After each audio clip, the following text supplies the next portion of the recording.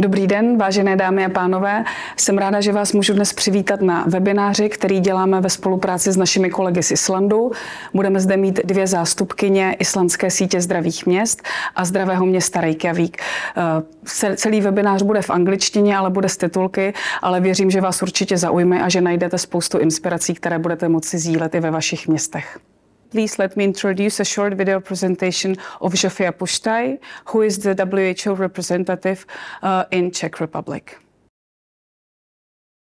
Dear colleagues, dear ladies and gentlemen, I'm deeply sorry that I cannot join you in person today, but I'm honored to support the National Healthy Cities Network because your network champions equity, participatory governance, and address the broader determinants of health. And whenever I need to bring up a successful and efficient example of public health interventions, I always point at your network. In recent years, the world has experienced a series of crises that put a significant threat to the progress we have made in public health in the past decades. These crises have also negatively affected the personal and societal well-being of communities and unfortunately especially affected younger generation and intensified existing health inequities. So to address all these challenges, a paradigm shift is urgently needed in how we think about the relationship between health and the economy, but we also have to keep focus on the environment and health in a sustainable way. In addition, people also would like to live in places that are safe and vibrant and where they can thrive and not merely survive. So at the heart of this new approach lies the recognition that health itself both thrives and co-creates well-being economies, and clearly healthy populations and health equity deliver more resilient societies and economies. And in addition, the health sector itself can also maximize these economic and social benefits. You have commitments from decades of your actions and collaboration and experience to working across various sectors. So as a network, you should and know acknowledge the importance of the four types of well-being capital, which is planetary, human, economic, and social.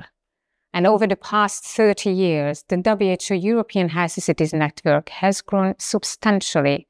We already have over 30 national networks, already impacting over 1,500 municipalities. We all firmly believe that health and well-being start at home and within communities. Adopting a community development approach, we advocate always for local interventions that can empower residents who can then actively participate in and contribute to shaping their own well-being. So at the end, we leave no one behind. This approach also promotes for people a sense of ownership, a stronger sense of trust and belonging, which is very important in the current perma-crisis. The Healthy Cities vision always recognizes that global challenges are addressed at local level. You know very well the saying, think globally and act locally. So your movement has a huge potential to address these new challenges, and you always has been a driving force in creating healthier environments that prioritize the well-being of their population. So I would like to express on behalf of the World Health Organization my gratitude and thank you for your dedication and commitment and concrete results.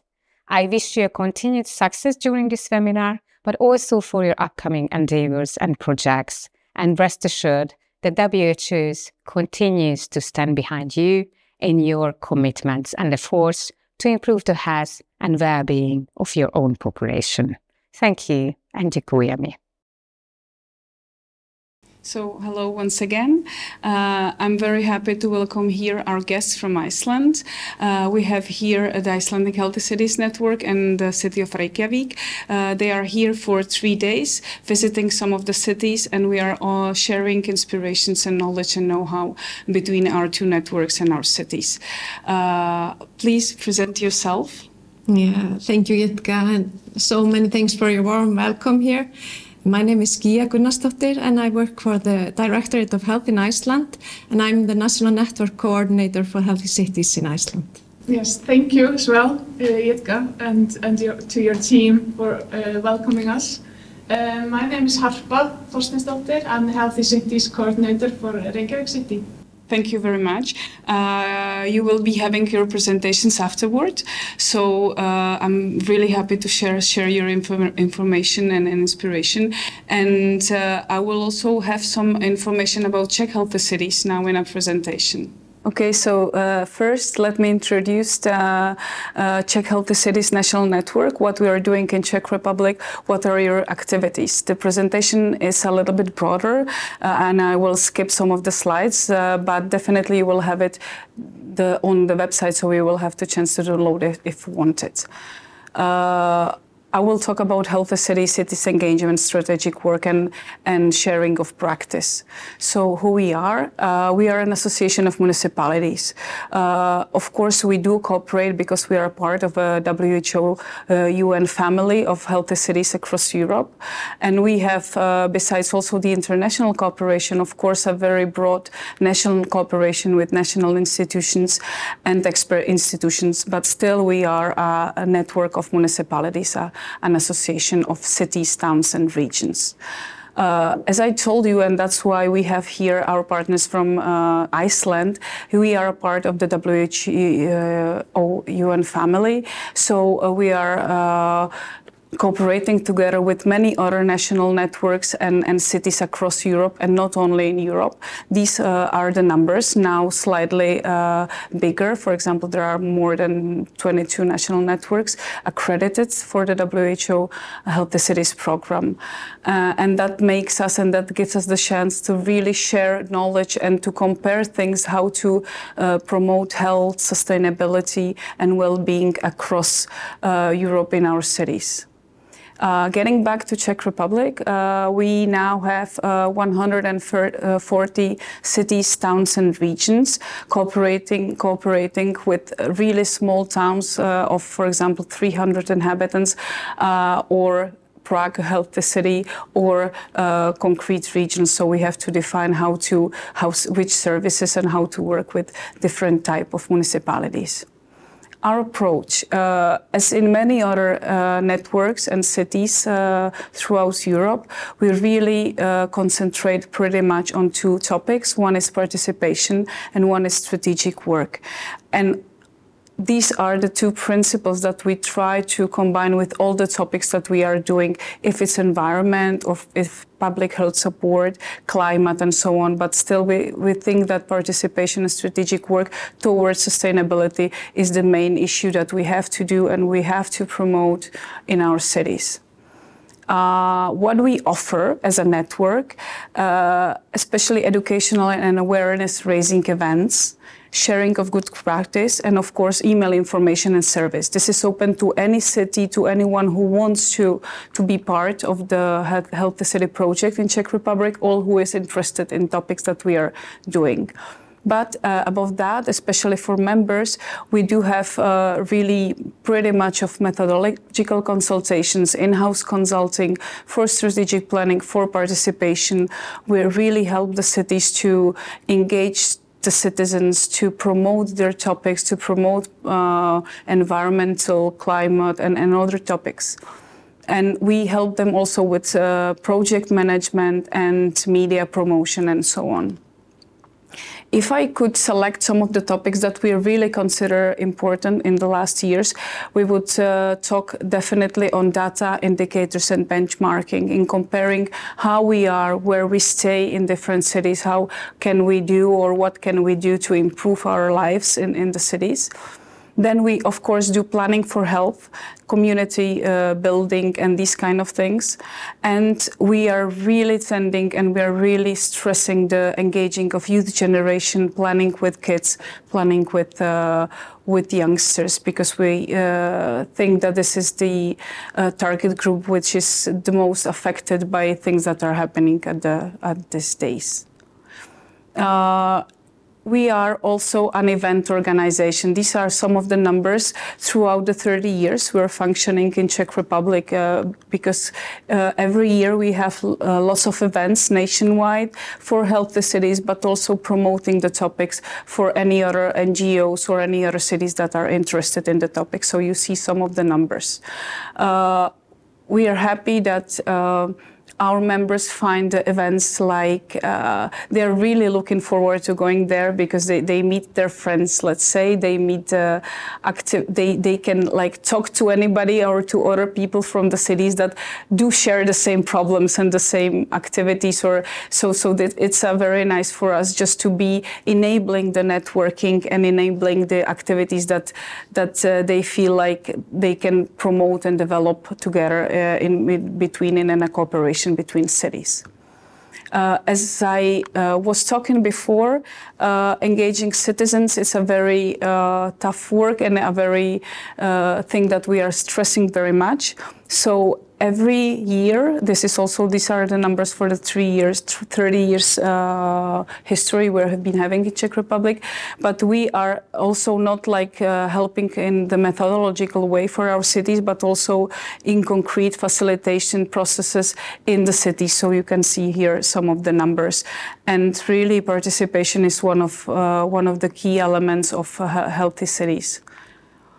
But there is no good healthy city and good promotion of sustainability and health promotion without data and strategies. It's very nice if you can participate, but if you then do not translate it to concrete practice and concrete work in the cities, and if you do not have the proper data, and if you do not have the strategy how to implement and evaluate the activities, it doesn't work. So we're really fond of measuring, benchmarking, and supporting our cities in strategic planning and development.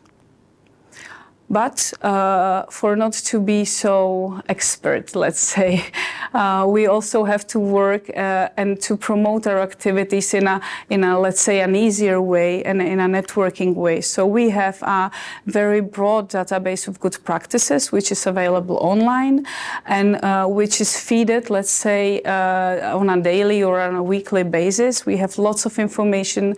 It's mainly in Czech, but also some information can be found in English, because we have also the international cooperation, so you can find good practices from, I don't know, physical activity or participation or and care of environment or climate. So you can just like go throughout the web and see where you can get inspiration. And also we have a yearly contest about the most popular best practice example. So I think that's it, and I think the most important thing about the Healthy City is just really that it's a project that really tries to develop the community, to find the good things that are already happening, and just to make a system of it. So Healthy City is not just about health, but about sustainability, resilience, innovations, and all the things that you can put, and all the things that makes it's a very nice city for living, or a place for living in.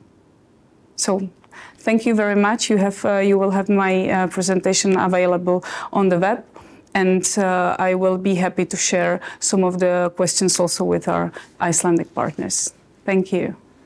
Okay, so I'm really happy now to give the floor to Gia to present their activities in Iceland in the health promoting community. You can start, Gia. Thank you, Jitka. Yes, I'm going to tell you a little bit about health promoting community. That is the Icelandic network for healthy cities in Iceland. First of all, just to tell you a little bit about Iceland, we are an island up in the north. It's the second largest island in Europe. We have two administrative levels, the state and municipalities. Understandably, the population is just over 380,000, so we are not small, but we are not many, but we can do a lot. We had 64 municipalities we have currently, and about 64% of the population live in the capital region.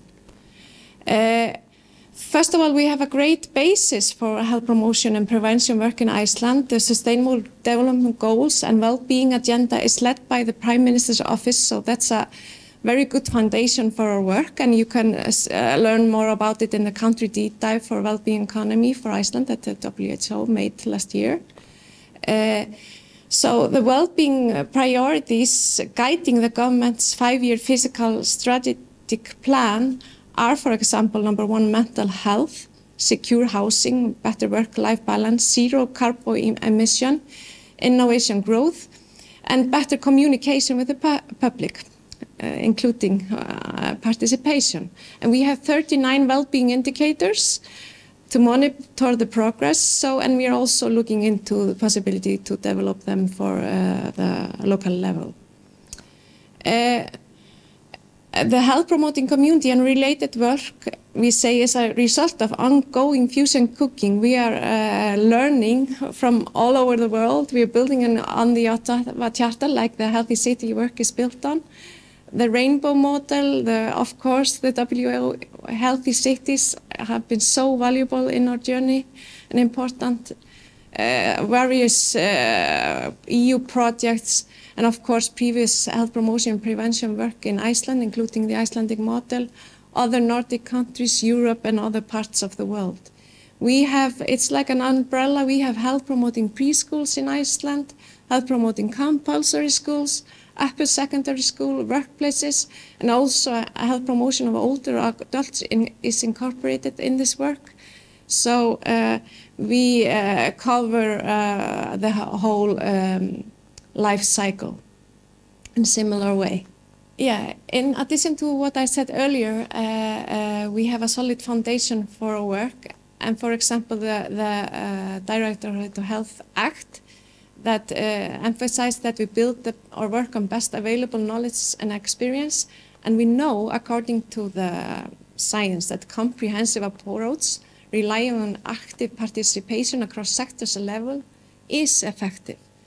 Also, of course, we have our national public health policy and national curriculum guides, and very important for us is the Association of Local Authorities strategy. It states, for example, that we should have close collaboration on health promotion and prevention. So that's very, and of course then the Sustainable Development Goals and numerous other policies and plans in other sectors. And also it's important for us as we have a goal within the government's fiscal strategic plan that percent of the population living in a health promoting community or municipality. And so that's important to have it there. And currently we have 96.2% of the population in Iceland living in health promoting community. And the main aim of our work is to support communities to work in systematic, data-driven way to create environment and conditions that promote healthy behavior, lifestyle, health and well-being for all. And even though we have such a high percent of the population living in health promoting community, is it everything perfect? Of course not, but we say it's a great opportunity. And yeah, this means that to allocate funding and other resources to action that matter for health and well-being. And we have had our first municipalities participating in 2013, made the first contract then, the city of Reykjavik, who is now also, of course, designated healthy city, and the town of Mosfellsbær. The guiding principles for our work are, and as you can see, number 1 is active participation of all stakeholders across sectors and level, that the work is based on best knowledge and experience available, do no harm. It can be tough because things change fast, so you don't always have the literature, but at least do no harm. Equity in health with universal measures and also additional efforts to meet the needs of vulnerable groups. And sustainable work in general terms. With a long-term approach, we have to survive changes in, for example, governments. And that means established structures and processes, that survive changes in local governments. What do we mean by systematic work in line with the aim and these guiding principles? It's a key, and as Jitka has also mentioned earlier, to have this structure for systematic public health work, like the support of the mayor and local government, to have an intersectoral steering group with a coordinator, and also reach out to other groups and stakeholders for these behavioral and cultural insights. And it's important to do this status analysis in the beginning. How are we, and use public health indicators and other data to see where we are. And also we provide the web-based platform with checklists and reports to monitor the status in environment and conditions. Then, based on the status analysis, to put out vision and goals, then action plan, prioritize, and absolutely scale according to needs and resources and capacity each time, implement, and then evaluate progress. So just to conclude, our overall approach, how are we doing it? What is the role of each sector in the journey towards health and well-being of all people on the planet? First of all, we absolutely emphasize that health and well-being is a result of complex interaction between individuals and their environment and conditions. That's why the local governments and the local level is so important and the key setting for health and well-being.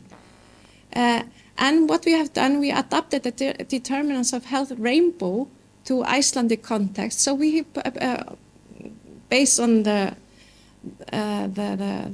first edition, but also have included factors that are important, especially for Icelandic context. And we have also, since 2016, have public health indicators published for national level, for health districts, and also last year we published also public health, the whole indicators also for the 9 biggest municipalities to help them in their work. And we emphasize to have intersected steering groups on all levels, on national level and also local level, and support their work, and have made these online checklists, and also then are working on health impact assessment to help to that the decisions are made are to minimize negative impacts and maximize positive impacts. Thank you. Okay, so thank you very much. I think that's definitely what you've been saying at the beginning, that you're a really small country, but can do, and you do really lots of things. So like comparing to our context, it's like the topics are very similar, but definitely the settings and organizational settings are very, very different, because you're not an association of municipalities, you're based on, I see you are in a government institution. So there's definitely pros and cons. Yeah. But getting back to your work, where do you feel that you have your strengths as a network? Which is the most, and maybe also challenges, it depends how. Yeah. Well, I think our strengths is that, as I say, it's situated in the Directorate of Health. So we have, and within the Department of Public Health, so our strength is, for example, in our team, that we have a great variety of experts in nutrition, physical activity, mental health, and so on. So both with the topics, but also we have like a data department that is supporting us and we are working with these public health indicators and so on. So that's absolutely a strength. And also, of course, this network of very enthusiastic coordinators all around the countries that are so enthusiastic and have great ideas, and very important, like, for example, a close collaboration with the city of Reykjavik. So I think that's absolutely our strengths, and but the challenges are then we're a small country, so we have often we know little about many things. We have a nice overview, but then many people often have many hats, so they have to do many things. So that can be a challenge. So we often wanted to, various things we are doing to support, we would like to do them in a better way. Yeah, I understand. But maybe now we'll get back to Reykjavik. Harpa, what do you feel like being part of the network? What's the most valuable thing for you as a city coordinator, or what do you feel for your politicians is the most valuable to be part of the Healthy Cities network in Iceland, and which services do you value the most? In short, I would think that because we are the only city in Iceland, we are by far the largest municipality in Iceland, which puts us in a different situation than other municipalities in Iceland, and it's hard for us to compare ourselves in Iceland. So I think for us, that is the most valuable things, to get to meet nice people like you guys here and other within the network who we can compare ourselves to, both with projects and also just about the data and how we do our work, where we are located within the system and so on. So I think for us as a city, that's the most valuable thing. But I can imagine for any other city as well to have like a network that's where everyone is rowing in the same direction, and where everyone's end goal is pretty much the same. Then you want to be able to compare how you go about it to others. So I think, and of course, the knowledge within the system is also very valuable, because we have healthy cities coordinators and just staff from other cities who they have very different backgrounds, and they have different education and different life experiences and so on. So and of course different lifespan within the network. Yeah. We are a relatively new city within the network, and of course we can gain a lot from interacting with cities who have been there longer than us. And so I think I think knowledge and the comparison would be on the top too. Okay, so thank you, Gia, for your presentation. And now getting back to Reykjavik. And so for your presentation, what you're doing in Reykjavik? Thank you. I'll take that. So yes, the healthy city of Reykjavik, the city where I want to live, and hopefully everyone. But like I said before, I'm the Healthy Cities coordinator, and I'm located at the office of the Mayor and Chief Executive Officer. And I will tell you a little bit why that is important for me to mention. But Reykjavik's membership in both health promoting community and the WHO Healthy Cities is an important part of continuing to develop how we approach the well-being in all our work. I feel like we have been a part of the network for a longer time, but we have been a part of the network since 2019. But we have been an active member of the health promoting community in cooperation with the Directorate of Health in Iceland since 2013. And so we have been working towards becoming a healthy community for quite some time. A health promoting community in Reykjavik we work mainly through 4 city service centers. And because that's why the health promoting part is very much, we work in close cooperation, we work in participation with the people that we try to be as near them as possible, and so we find that to be a very good way to work on our health promoting and at the local levels. The main objectives of Reykjavik's public health policy is improved health and well-being at all stages of life, equality for health and well-being where no one is left behind, and then we have health and well-being as a guide in all the activities of Reykjavik. And in the last main objective about the health and well-being as a guide in all the activities of Reykjavik, we have that's where we approach the Healthy Cities Network, the health promoting communities, and the implementation of the well-being economy.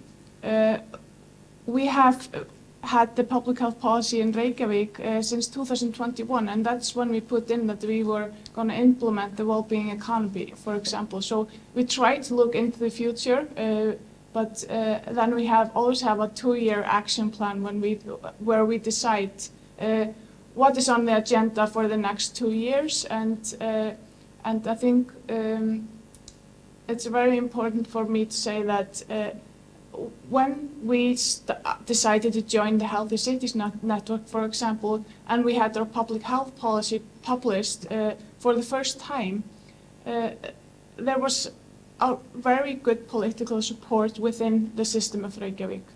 I'm located at the top administration level, so I'm able to follow and create an overview of how we address public health in Reykjavik across sectors. So I work with the departments within the city and with the city service centers, and that's very important for us to be in a very good connection with the political and top administration, just to keep things on the right track. And I can say that we are also very fortunate to have a very strong political committee member in the Healthy Cities, who is Deputy Mayor Dagur B. Eggertsson, and I feel that it's very important to have a good relationship with the top administration and to have authority to oversee and to really move on certain actions within the city and to create connections between departments, because I think everyone who works within the municipalities knows that it's easy to get into certain silos or get stuck in one department and have difficulties working with across sectors. So I think it's very important how we have come about and how we work within the city of Reykjavik. Within the action plan for every 2 years, we have certain actions that we do every year. One, for example, is a city health profile. Reykjavik is a very data-driven city, and we try to create an environment for our staff and for just people to so that we are transparent in why we do the things we are doing and why we go about in a certain way towards, for example, children and youth and older people and other things. So in the city health profile, we gather data for the inhabitants of Reykjavik, and we look at these dimensions: lifestyle, children and youth, environment, infrastructure, equality, and healthy aging, among other things and challenges that varies after what is happening each year. But this is, for example, the picture on the screen is, for example, children and youth. I'm sorry, it's in Icelandic. But there we have an example for what we collect. We have mental health, we have smoking, we have youth who drink energy drinks on a daily basis. But what I would like to mention here is an example of how we use the data. Here we have, for example, children from 8th to 10th grade and how they sleep. And we follow that data when we see that children aren't sleeping enough. And that is something that research has told us many times before. And we have actually been in a very good cooperation with sleep specialists in Iceland, and we were fortunate to have a good cooperation with the universities as well. And so we were able to go into an experiment and delay when the youth is starting school, for example. and see if it has effect and if they can get a better night's sleep, and therefore hopefully we can have a positive effect on their mental health. And it showed that after 1 year that delaying when the school starts for these ages had a really positive effect, and they slept longer and they had they felt better. So there was a decision made to delay the start of the school for every school in Reykjavik for these ages. So we actually look at the data, we follow the literature, and we have politicians who are not afraid to make decisions that might be hard to make. So I think that's one way to use the data in a very good way. Another thing I would like to mention, and this picture here, it's from a youth forum. And we actually, yesterday, we were very lucky that to be invited to Prague 10th district. And they were telling us about that they have a youth forum. They had a youth forum in their schools, and I was really impressed, and it was very fun to hear about, interesting to hear about what they were saying about how they approach participation in school and youth participation. Because I had a slide exactly about that. We invited, in the East District of Reykjavik, we invited the 9th graders, 600 kids to come and together in a youth forum to discuss how we use the data and how we their challenges and how they should be approached about it and their solutions and who they would want to talk to and so on. So really we both use the data for us, and we really tried to create an opportunity for the people who the data is about to get involved as well. Last but not least, I would like to tell you about the Wellbeing Economy Forum that we are having in the 11th and 12th of June in Reykjavik. And that is a platform for a dialogue and inspiration about the well-being economy. And I encourage you to Google it, get to the website and learn more about it. Thank you. Okay, Harpa, so thank you very much for your presentation, and also for the invitation for the Wellbeing Economy Forum in June, because as you know, we're bringing a delegation of 5 politicians to come, and some very looking forward to it, to share knowledge between your politicians and our politicians, and also all the other others who will be in the event. And getting back to this, do you find after the 3 days here, like a topic that you would be interested to bring from Czechia to Iceland? I mean, something that you would find interesting from us to present? Well, yeah, there are a lot of things interesting and good and good things that you're doing here, obviously. But I was especially intrigued yesterday when we went to Prague 10, for example, and got to know about participation budgeting in schools. I think it's a simple but a very good project, and it's like a very good example for a project that involves both, obviously, kids from schools, teachers, parents obviously get involved. So it can be a good thing, I think, and it was very nice to see good examples from that. So that's one thing that's kind of like that I can mention right now. But but also like about your structure and how you prioritize the healthy city and the well-being. Are there differences between municipalities and how much mental support do you have? And so that's something I think both the top administration from us would be interested in hearing about. Yeah, great. So definitely, I think that we will have lots of discussion in June and afterwards. Okay, so because I don't want to be so lucky just to be asking me questions, so we have prepared some questions from our partners or our cities. So please, I would like to ask for the first question from WHO. My first question to you would be that in the light of the emerging and key importance of planetary well-being, what is your experience from Iceland?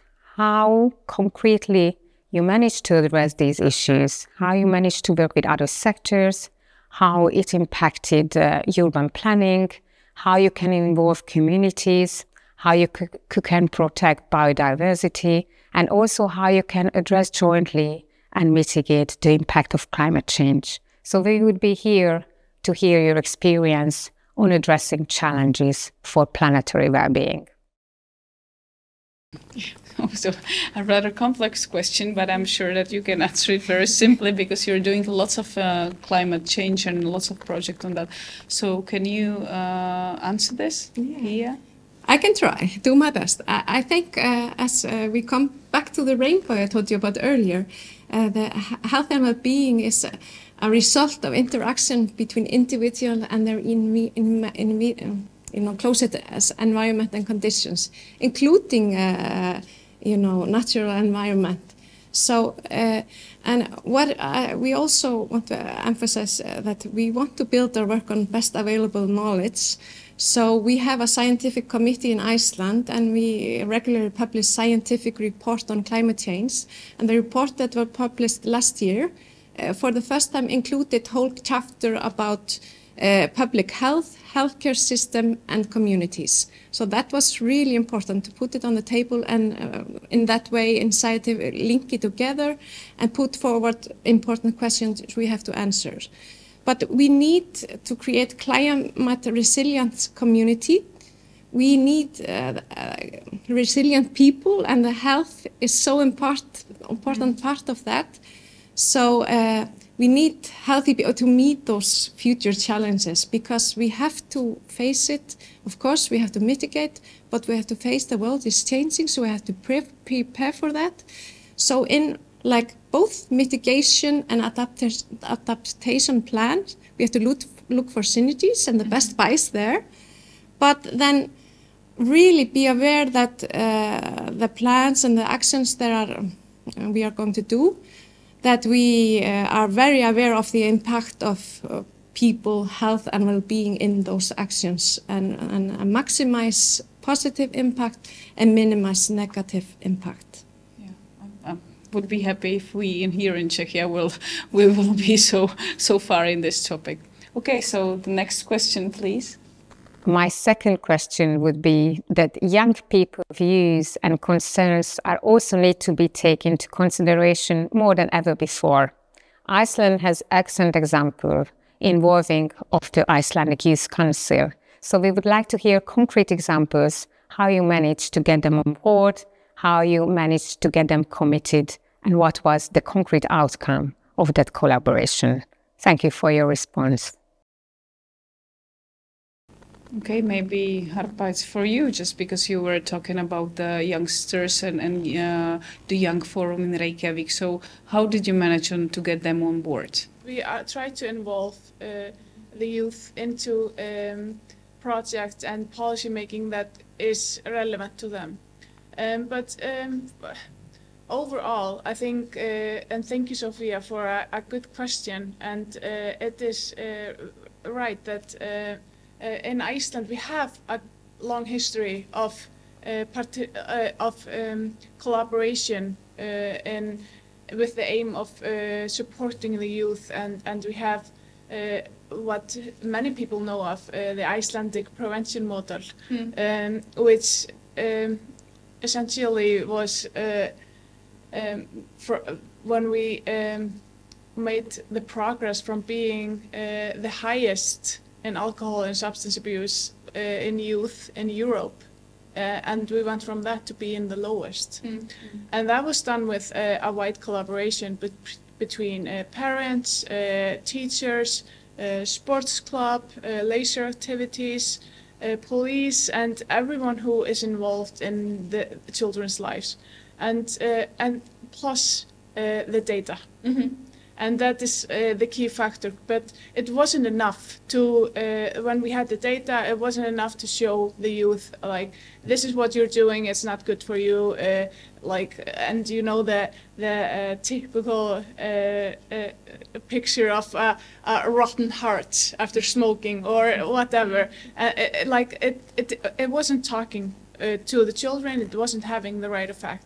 So we tried a different approach, and we went to involve like everyone around the children into rowing in the same direction. And so we have now the perfect formula, in our opinion, that we are data driven, and we involve the youth, we involve the parents, and we involve the sports clubs. And in Iceland, we have a very high percentage of children and youth who are in any kinds of sport activity, and that is any kind of sport or a leisure activity, really, like music and like we count that in as well. But like to have a structured something structured after school program with a grown-up, and where is facilitated by an educated adult, and I think that's that wide collaboration, and of course the participation of the kids and youth itself is as a key factor.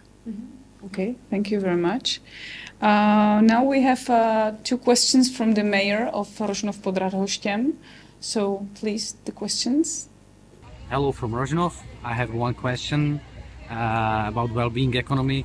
Today we have a fair trade breakfast community meeting. One of the municipality measures about well-being economy, about fair economy. I have a question about other measures. Can you mention several measures that municipalities can make to support well-being economy, and can you mention as well some challenges? Okay, so thank to the mayor of Rožnov for the question. It was a complex, so I don't know, maybe Harpa, you with your experience being a coordinator, but also as a politician and a councillor in your city. So what would you answer for the measures in well-being? Well, first of all, it was nice to see so many people and everyone enjoying life. That's one part of well-being, to have a chance and opportunity to be on a green area and with your folks and family. But I think what you can do towards the well-being economy, the one thing is to change the way you think about economy, and that's instead of you're spending money in projects and policies and things that really make a difference towards the well-being, then you're investing in it. I think that's like you have to make a change in your mind on how you think about certain things, and what you're really gaining from investing in the people and the prosperity, and that's what I would say number one. But I think a really practical example we have from Reykjavik is that when we, for example, published our public health policy, I think many people who work in this industry or in this area know that you have so many policies, and you have so many plans and projects and measures that you have to meet, but there might not be the money to follow up. So I think it was really important for me to get some money to do something, to invent and create projects that were aimed for health promoting communities. So we have that now in Iceland. It's not much, but it makes a difference, and it's something that people can apply to, and it's something that the people who work with in the district service centers, they can arrange the funding into projects that are strictly aimed to create a better well-being in the local area. So I think like that's very a hands-on measure that you can do, because then you can really like, this is a situation as it is, and I want to spend this amount of money in doing it a little bit better or a lot more better, and it doesn't always have to cost that much, but it's also just in showing like what you are capable of and what you're willing to do. But then we about the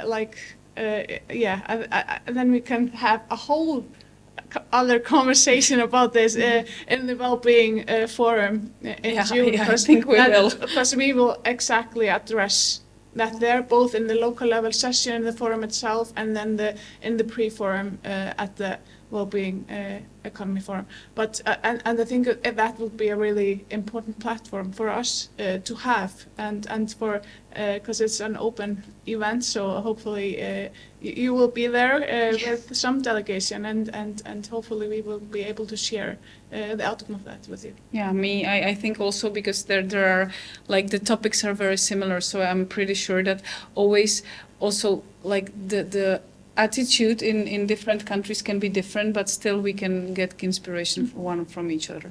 Okay, thank you very much. And getting back to the second question from the mayor of Rožnov, pod Radhoštěm. One more question about well-being economy. I think it needs some kind of demand. Demand from citizens, from public, from voters, towards policymakers to change the situation, change the rules. It needs demand from customers to companies, to small businesses, to change their offers, their thinking. And I think it's all about mindset, about attitude.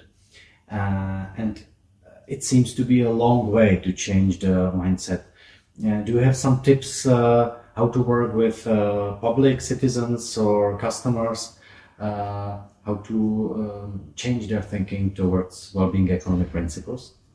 Okay, so getting back to engagement and public participation, so changing the demand, or how do you think it's like to make people to be able to respond what they want and to get it to the politicians? Well, I think this needs top-down and bottom-up approach.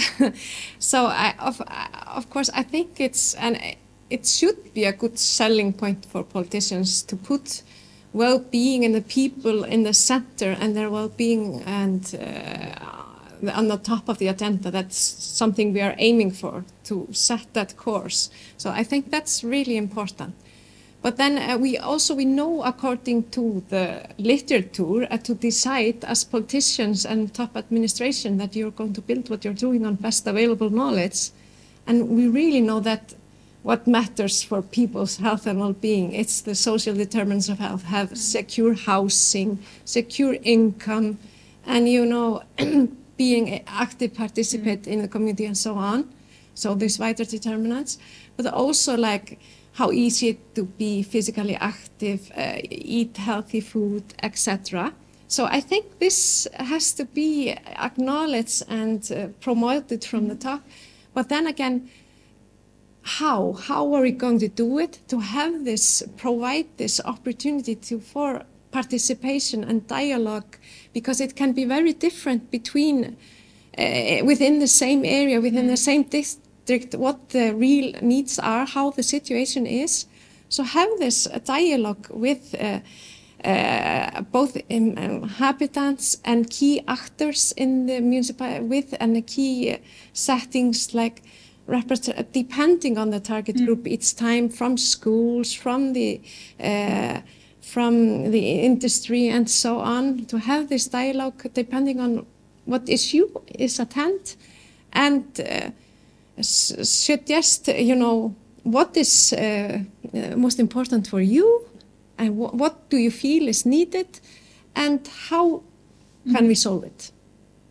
Yeah, definitely yes, but it's difficult also to find a way and really to be active in finding the right ways towards the right or towards the wide spread of target groups, because definitely you will talk differently to senior age and differently to migrants, for example. So it's really difficult and it's tough. But really be proactive. Yes, and, that's the point. Create the opportunity, and sometimes we can make mistakes, but we really have to try. Yeah. Great. Okay, and the last two questions, please, from Prague 10. Hello. I'm glad we can share experience from Prague 10 to Iceland. It was very nice to meet you, and it made us very happy that we can share international experience. I have two questions though. In Prague 10, we are very experienced with participatory budgeting in schools. We already ran 4 years of participatory budgeting in schools, and we have many kids and coordinators engaged. Is this kind of participation common in Iceland? And my second question, how do you work with hard to engage target groups within your work with public? How do you make them participate and work with you? Thank you. Yeah, maybe I will get a little bit shorter question, because we have been talking already about participative budgeting. Just so maybe a short answer, yes or no. Do you do that kind of things at schools, not for everybody in the cities, but at schools, primary and secondary schools? Is it common in Reykjavik or in other cities in Iceland? No, not in the same way as you do it. Like I said before, it was very inspiring and definitely something that I can take back with me. Okay, thank you. And about like getting back to participation and engaging different target groups. Of course, it's hard, but for example, me, I would be really interested in how do you work with like difficultly engaging target groups? Do you have lots of migrants, or do you find some groups that are hard to engage, for example, all around Iceland? Yeah, if I may start. I think for us in the municipality, it's very important for us to be able to, of course, communicate and everyone, not just those who are willing to participate in the typical things that we have. But we really have to reach out for those who are not able, and we have immigrants and foreign-speaking habitants. We have older people and disabled, and we really have to think about the diversity of our residents, and we feel like the best way to reach out to them is through the service centers, because they are locally they are very often connected to they have the social housing and the community houses and of course the leisure activities, and they're very well connected, and they are very good at finding the ways to have the people. Yeah, they are in the they're like spiders. They have their legs everywhere, and so it's a very good approach for us. Yeah. If I just may add, because Harpa has so nicely described how we can do it, but I wanted to add that what we have been doing, like at the Directorate and at the National Network, we have been focusing on really not only be able to collect and have information about the population in general, but have strong enough data to able to view it according to age and also gender, different genders, and also different subgroups also, because it's important in the data. It can be the first stop to see everybody, and we have been putting a special effort in collecting also data, for example, about people in foreign origin, to translate and reach out. So we to have good data to then, so this good group can be seen, and then you can dive deeper and better meet their needs. Yeah, and when it comes to place the behavioral and cultural insights, I think this is a really great topic, and I'm really happy that Healthy Cities are pretty much working on this, and I think this is the way how to address and target concretely the diverse groups, and I will be happy if we could find a way how to promote and develop these methods concretely in our cities. Okay, so I don't know. I think we're done for this day, but not for the whole cooperation. So I would like to thank you for your presentations, for your answers. I also would like to thank for all the questions and for you being able to watch us and follow us. You will have all the presentations available online on the website. And then I think that the last thing I think that we could do is just to say bye in our own languages, because that would be mainly more natural than other things. So from my part, děkuji, bylo to příjemné a budeme se těšit někdy příště.